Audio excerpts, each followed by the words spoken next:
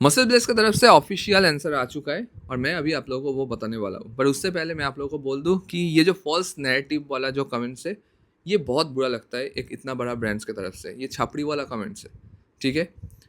First of all कोडफिट lab कभी भी false narrative set नहीं करते, आज तक नहीं किया। जितना भी काम किया, जितना भी मैंने वीडियोस बनाया, जितना मुझे लगा इन्फॉर्मेशन मुझे पता है उतना ही मैंने शेयर किया। मिस इन्फॉर्मेशन मैं शेयर नहीं करता हूँ।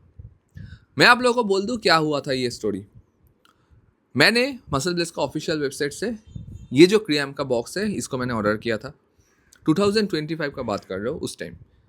पर मेरा पर्पस ये नहीं था कि मैं इसको कंज्यूम करूँ, मेरा पर्पस था इसका लैब टेस्ट करूँ। फिर बाद में मैंने सोचा कि इसके ऊपर एक कंपैरिजन वीडियो बनाऊँ, जो रिसेंटली आप शायद मेरे चैनल में देखे होंगे। तो बनाते हुए मैंने देखा कि ये बॉक्स के अंदर ऐसा ऐसा लिखा है। तब तक मैंने बॉक्स में कहीं पे भी वो चीज़ को मैंने कभी भी पढ़ा नहीं, वैसे ही बॉक्स मेरे पास था। और एक्सपायरी जो है वो आपका जून जुलाई 2026 तक है, मतलब अभी भी वो बॉक्स को मैं कंज्यूम कर सकता हूँ। पर बात यह है कि इन्होंने जो कमेंट्स किया अभी, जो क्लैरिफिकेशन दिया कि ये जो कॉम्पोजिशन है जिसमें मेल्टोडिक्सिन मेंशन है, ये जुलाई 2025 से पहले का कंपोजिशन है, जहाँ पे इसने मेल्टोडिक्सिन यूज़ किया, इस्तेमाल किया फॉर फ्लेवरिंग पर्पस, मतलब फ्लेवर को एनहेंस करने के लिए। बाद में उसने वो चीज़ को चेंज कर दिया और अभी जो कॉम्पोजिशन यूज़ कर रहा है वो अभी चल रहा है। पर बात ये आता है कि जब आप कुछ कर रहे हो चेंजेस, तो वो पब्लिकली आपको पोस्ट करना चाहिए, नहीं तो ऐसा वीडियो बनते रहेगा।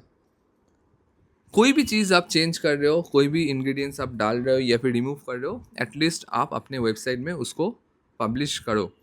और वो थोड़ा इजी वे में करो ताकि सबको बहुत इजीली वो दिख जाए। किसी को पता नहीं कि आप कहाँ पे कौन सा डॉक्यूमेंट के अंदर उस चीज़ को डाल के रखे हो, किसी को पता नहीं।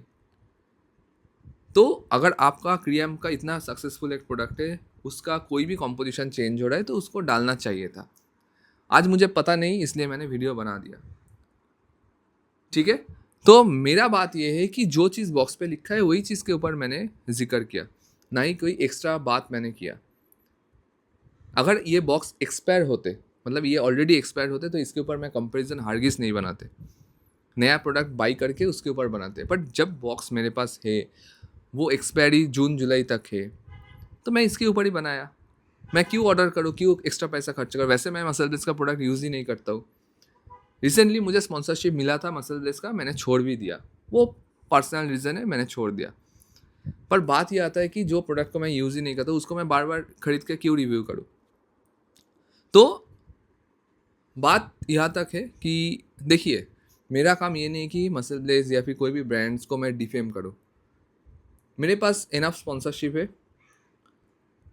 अच्छे ब्रांड्स के साथ है, और वो ब्रांड्स अच्छा काम करते, मसल ब्लेस भी अच्छा काम करते।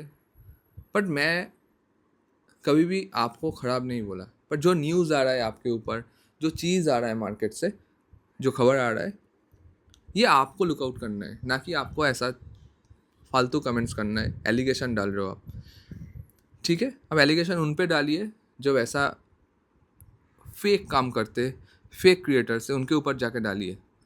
मेरे ऊपर एटलीस्ट मत डालिए। सो गाइज, मैं आप लोगों को बोलना चाहता हूँ कि हो सकता है जो बॉक्स का मैंने रिव्यू किया वो पुराना वाला कंपोजिशन है। अभी जो नया वाला कंपोजिशन है जो वेबसाइट में लाइव है, तो वो अभी चल रहा है। तो मेरा वाला बॉक्स पुराना है तो उसने चेंज कर लिया। तो पुराना वाला जो वीडियो है उसको आप लोग कंसिडर मत कीजिए। जो नया बॉक्स, नया चीज़ जो वेबसाइट में है उसको कंसिडर कीजिए, ठीक है। सो मेरा जो वीडियोस था, वो वीडियोस को मैं आप लोगों को बोलता हूँ कि उसको मैं प्राइवेट कर देता हूँ, क्योंकि जो बॉक्स अभी अवेलेबल नहीं है उसके ऊपर रिव्यू करके क्या फ़ायदा। तो जो नया बॉक्स है उसके ऊपर फिर से मैं कंपैरिजन करूँगा, करके आप लोगों को नया वीडियो दूंगा, ठीक है।